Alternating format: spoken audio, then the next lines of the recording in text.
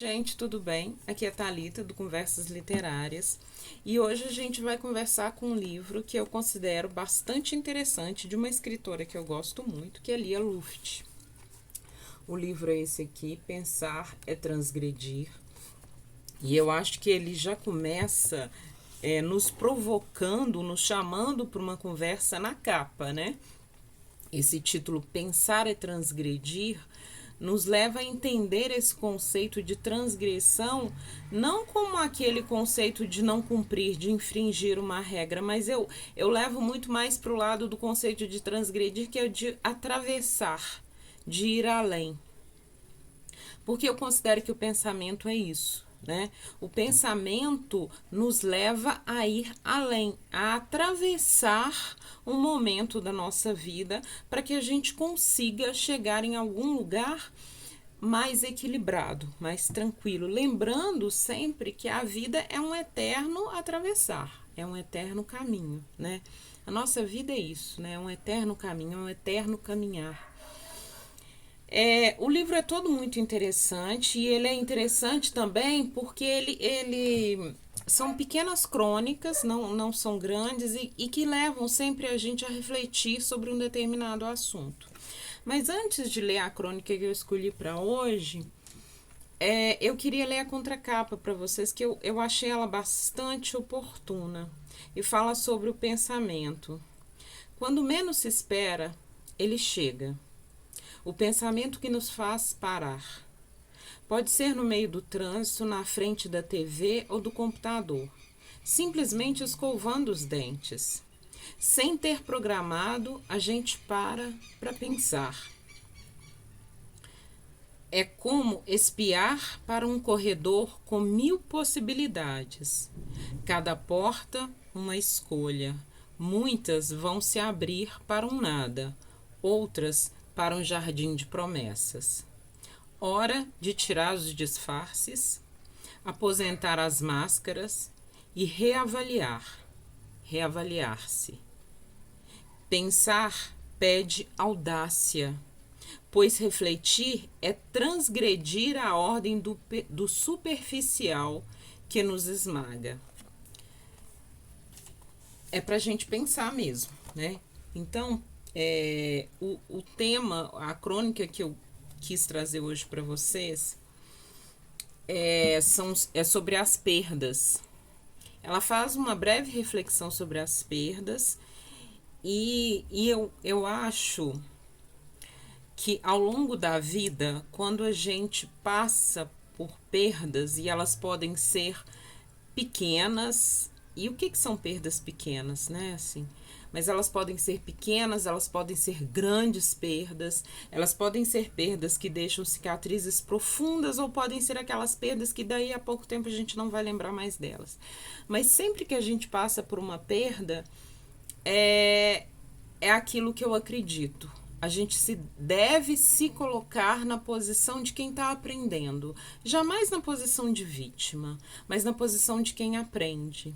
Porque assim a gente sai desse momento de perda melhor do que a gente estava antes. Essa é a postura que a gente deve ter na vida. Lógico, as perdas vão mexer com a vida da gente, vão tirar as coisas do lugar. Mas é sempre entendendo que quando terminar, a gente pode estar melhor do que a gente começou.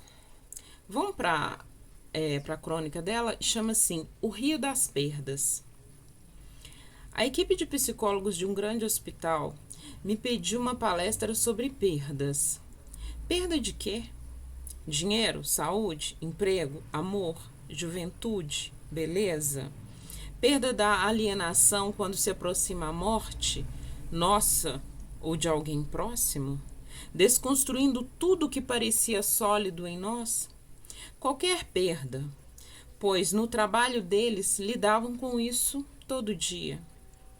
O que podia eu dizer a esses competentes profissionais diariamente enfrentando os dramas que afluem para um hospital? Aquele rio de perdas que se enfia por todo canto, atrás de cada porta ou biombo, atingindo alguém com todo o direito de chorar? Então procurei ser simples, Falar das naturais dificuldades em lidar com qualquer perda, também fora do contexto hospital, saúde, vida e morte. Primeiro, não queremos perder. É lógico, não querer perder. Aliás, nem deveríamos ter de perder nada: saúde, pessoas, posição, dignidade ou confiança. Mas uma constante alternância de ganhos e perdas formam em parte a nossa humanidade ameaçada. Nós somos também isso. Segundo, perder dói mesmo. Não há como não sofrer. É tolice dizer: não sofra, não chore. Também o luto e a dor são importantes, desde que não nos paralisem demasiado por demasiado tempo. Terceiro, precisamos de recursos internos para enfrentar a dor. O apoio dos outros é relativo e passageiro. A força decisiva terá de vir do nosso interior, onde se depositou a bagagem de nossa vida. Lidar com a perda vai depender do que encontramos ali. Se nesse lugar crescem árvores sólidas, teremos onde nos agarrar. Se houver apenas plantinhas rasteiras, estaremos mal. Por isso, aliás, a tragédia faz emergir forças insuspeitas em algumas pessoas. E para outras, aparece como uma injustiça pessoal ou uma traição da vida. Uma doença grave, um insulto à dignidade ou esvaziamento da nossa confiança nos deixam encurralados. Não vemos mais sentido em nada, e isso será mais difícil se até ali corremos desnorteados no tempo em que, sem refletir nem apreciar, ainda possuímos isso que agora perdemos. Não acho que seja preciso alta filosofia e devoção ardente, nem acredito em muita teorização sobre o sentido da existência.